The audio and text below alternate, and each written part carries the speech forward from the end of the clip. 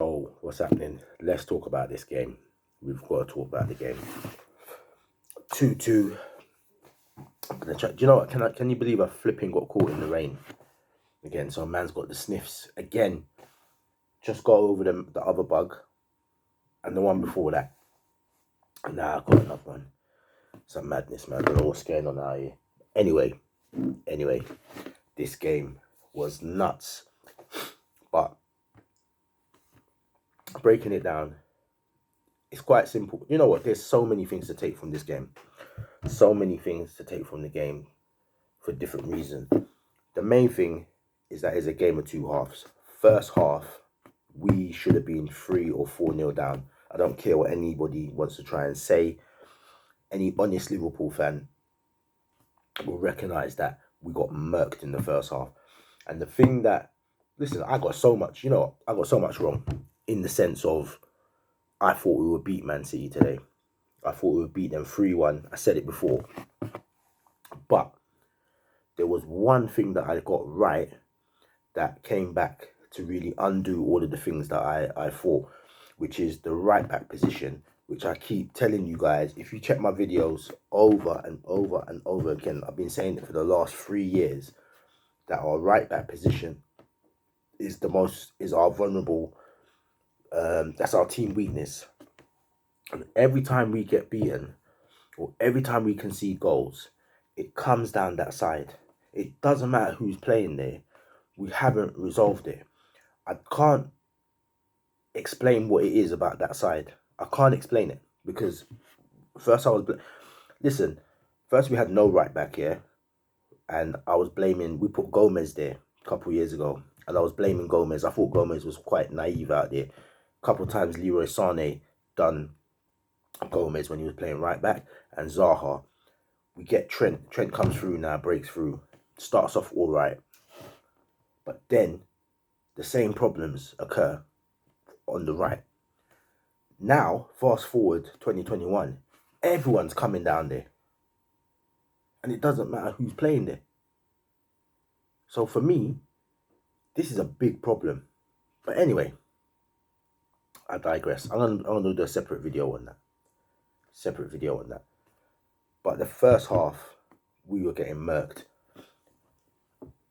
There's another thing I want to talk about, which is Bernardo Silva and Foden were taking the piss in this game.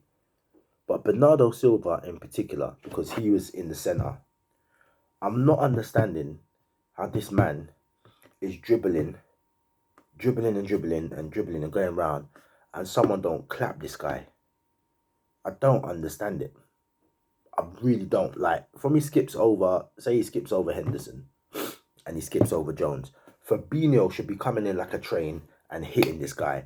Tactical foul. Doesn't have to be a yellow card. Tactical foul. Put this guy down. Right? You're experienced enough. You know how to do it without getting booked.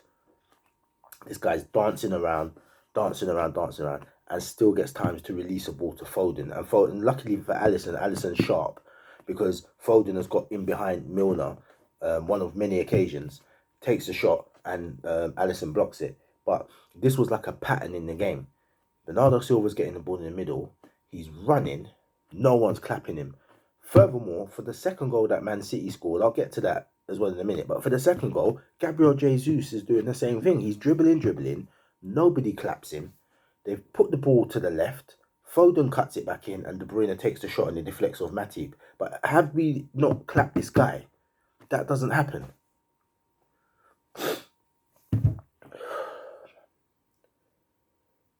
Yeah, first half, we should have been 3-0 down. Easily. With no reply. Because we didn't do anything in the first half. I feel like the 4-1 was still in their head from last season. You know, the 4-1 that we got from them. I feel like the man them would, because we was just tentative. I don't know what was going on. But Man City were taking the piss. Second half now, we come out. I can't remember who threads the ball to Jota. Jota takes a touch, spins, hits it to Edison. Second half, we play our game now. Mo Salah comes alive. Yeah, he comes alive on the right. I can't remember who he spun. comes, cuts inside, threads the ball to Mane. Mane was not. Mane was missing until then. I don't want to keep hearing people telling. Listen, I keep hearing people saying Mane works hard for the team. Mane works hard for the team. Mane works hard for the team. I don't. Where we are now, I don't want to hear that. The midfield need to do that. Mane needs to be scoring goals. Right? If we're a title winning team, he needs what he did today is what he needs to do. I don't want to see him tracking back and running and tackling and he's working hard, he's sweating. I don't want to hear that. My front three need to all be scoring goals. Period. That's it. They could plus the other stuff, but my front three need to be scoring goals. That's it. I don't want to hear about this hard working Mane. But he did good today. That goal, that finish, that's what I want to see. I don't want to see him getting the ball on the left and standing up, flicking his foot and trying to go left or right, because people are working that out now. So if you're going to do that, make sure you score at the end. I know I sound probably miserable, man, but it's this 2-2. We should have won this game, although we really should have lost. You know what I mean? But when you get into a position when you are winning, no matter what, you got to hold on to it, man. It's a madness. Anyway, so we go 1-0 up. Then, like what I said to you, the ball comes in. Who is it that threaded it to Foden? I can't remember. I think it was Gabriel. I think it's Gabriel Jesus. Gabriel Jesus picks it up, dribbles, threads it to the left. Foden takes a touch. This guy was taking the piss all day. Foden is such a quality player. But he's getting too comfortable having a good time at Anfield. Someone needs to clap this guy and make him think about his game more. This is what I'm saying. We're playing too nice. You know, I know Milner was doing it, but Milner ain't got the speed and stuff anymore. Milner is getting... Well, we'll get to Milner. We'll get to Milner. Listen. Yeah, Foden takes this touch, and he, to be fair, he puts it in the corner, man. They were kind of semi-blaming Alisson for it on the punditry on Sky. But I just think it's one of them ones. This guy took a touch and he just hit it with finesse, man. This guy he's a quality baller. Sometimes, you know this thing as well. What I'm noticing, I think I'm going to do a separate video on this. But every time there's a game, what I've noticed is the pundits are very quick to disrespect the defenders and say that the defenders effed up all the time. Sometimes the play is that good that the defending ends up being shit because the player has made that defender mess up because of the skill. So sometimes when a goal is conceded, it's the skill that has made it happen, and therefore the defender's not going to look pretty or good if he's been outfoxed by skill. So sometimes it's not bad defending. Sometimes the skill of the player has undone the defender. And I think sometimes you just need to appreciate the defenders, the attacker's work. And stop dissing the defender all the time. Like, he was positioned here. He should have been standing here. He should have put his foot out there. He should put his arms like this. It's like sometimes it's just good skill and you got done. Simple. This thing here, Jesus should have got cut. But from it gets to Foden is a good goal. You know what I mean? Let's take it. But this is the game changer. This is where the game hinged on. Milner, after clapping down Foden in the first half and getting a yellow card, and and he nearly conceded a penalty as well. And I don't know how he got away with that either, to be honest with you. When I saw it, I thought it was a pen. Foden tried to stay up. But Foden, I've seen penalties for that. I don't think that's a penalty, if that makes sense. But I've seen them given. Milner got away with that. But then he didn't get away with the tackle that he did, where he kind of just body slammed Foden. Got the yellow. From there, I don't understand why Klopp doesn't take him off and put Gomez on. It was clear that he was struggling. You know me already. I'm not the biggest fan of Gomez at right back. Yeah, I'm not a fan of it. But rather than get the red card, you've got to put him on. He's the only person that can cover this now, because unless you put Shimikas at right back and just let him try something, you've got to play Gomez, because Gomez has got experience of playing there. You've got to do it at half time. You've got to do it at half time. But he didn't. I see Milner come back out. I was like, oh, God, this guy's going to get sent off. That's what I had in my head. This guy's going to get sent off. So when this incident comes now, again, I'm blaming Henderson for this one now. Midfield, again. Bernardo Silva's running around. Henderson hasn't got a yellow card. This man's darting, diving, swerving. Clap the man one time. He sort of half kind of tackles him. And then Bernardo Silva turns into Milner. Milner sticks out a lazy leg. But he knew what he was doing. He knew what he was doing. Bernardo Silva goes over the leg. I'm waiting for the yellow card. I'm waiting for it. I'm waiting for the yellow card. I'm saying this man's gone. Yeah. I don't see the referee pull out the card. Then I'm waiting for VAR. Yeah, I'm waiting for VAR because I'm like, he's got to be gone. Pep is going mad on the side. Yeah. Pep's tearing off the jacket. He's arguing with the official. He's spinning here and spinning there and dropping in the chair and coming back up. I'm waiting for VAR. I'm waiting for this VAR. This VAR don't come. Milner's still on the pitch. Then, from the commentary, once the ball goes back into play, I hear on the commentary, Gomez is coming on. I was benning. I'm like, if that don't tell you that was a red card, yeah, a second yellow leading to the red, if that don't tell you, nothing will. We got away with murder, and that's the game changer. Milner goes off, yeah. Gomez can come on. We're dead. I don't want to hear nothing from no one. We were struggling with 11. If we went down to 10 in this game, Foden would have run riot. Foden would have run riot in this game. He was already running riot to a point, but we were level. If we went down to 10 with Milner's position gone, we would have been finished. He stays on, and Mo gets the goal from that side. I swear Milner took the throw in or something. Man, this was hilarious. But let me tell you something else. I said it earlier in one of my shorts. No one better talk about Mo Salah again in the sense of, is he world class? Don't. If anyone raises that debate, they're an idiot. Straight up. Don't engage in it.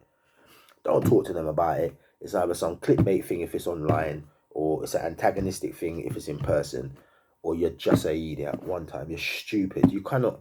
Listen, he did that goal against Tottenham 2 or 3 seasons ago. He took out 5 Tottenham defenders, if I remember, yeah, from that side. This one, the 2021 version, he did it against Man City. So I don't want to hear anything about anything anymore. That goal against Tottenham is one of my favourite goals of Mo Salah. He just mimicked it against Man City. That's levels, right? That's levels. When a player does that, don't debate whether they're world class or whatever else. It's a fact now. That is evidence of that being a fact. There's no more debate. I never debated this, but there's no more debate with anyone else that Mo Salah is world class, right? I seen the other man that I seen mimic a goal like that. Mimic a goal. Like, he scored a goal once and he's done it again, right? In the same kind of way. Is Bergkamp, right?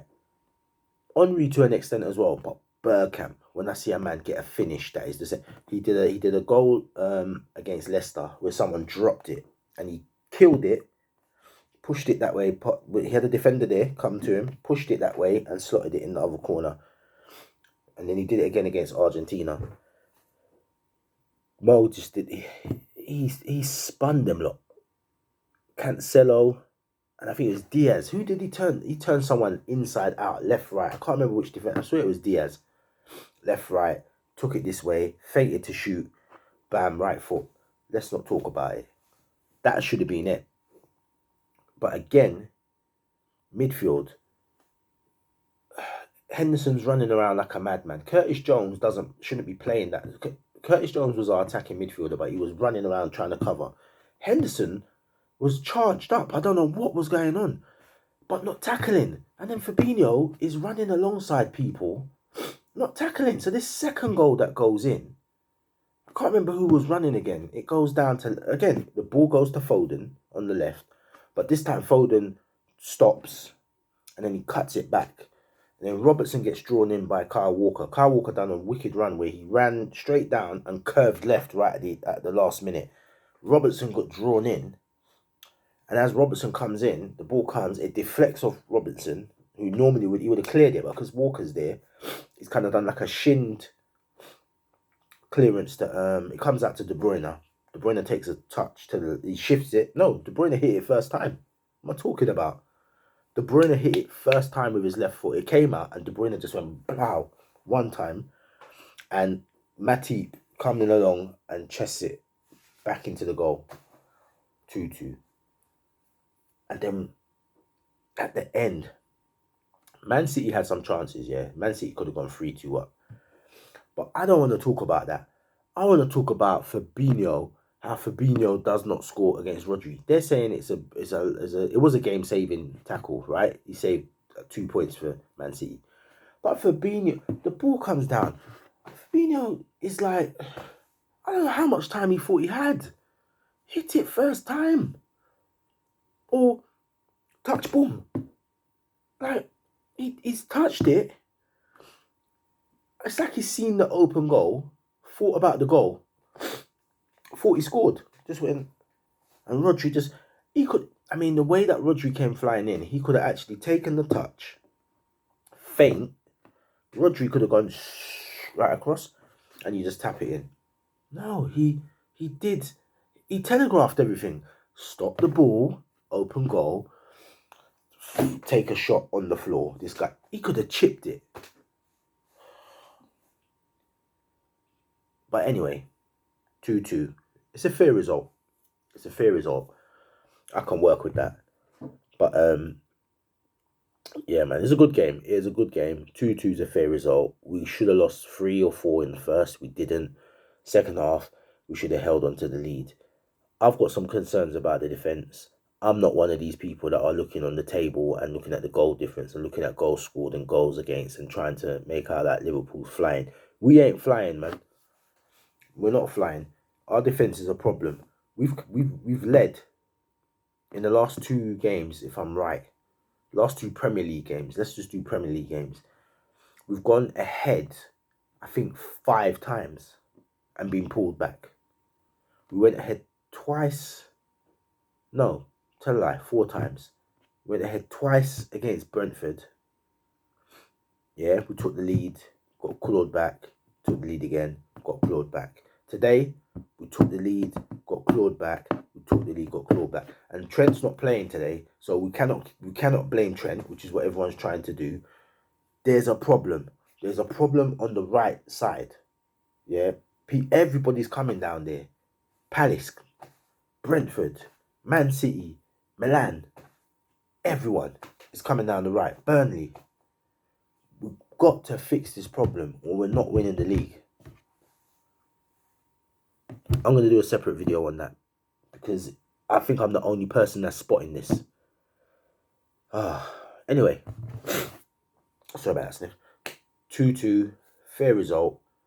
International break now. Let's recharge, get fine-tuned and come back. We're literally a point off the top. We're a point ahead of City. The season, you get idiots on. Shout out to the Football Terrace. Shout out to Coppish. Shout out to Scousers in London. Yeah. Shout out to them, man. On the terrace, you get idiots like Igal saying that Liverpool's out of the title race because we drew against Brentford. It's like, who in their right mind after 7 games thinks that they're winning the title or they're out of the title? It's stupid. Furthermore, you could believe you're going to win the title because it's the beginning of the season. Everybody should be thinking that. To be honest with you, everybody should have a mentality. Every single club at the beginning of the season should be like, "I'm going to put our hat in the ring and try something."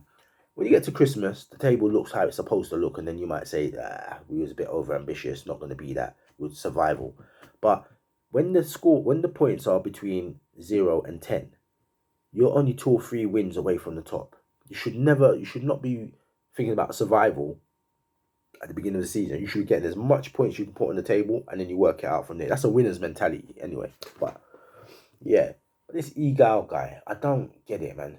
It's like he says some outrageous things on the football terrace, just outrageous. There's certain people that say stuff and you think, oh, you're trying it, it's just banter.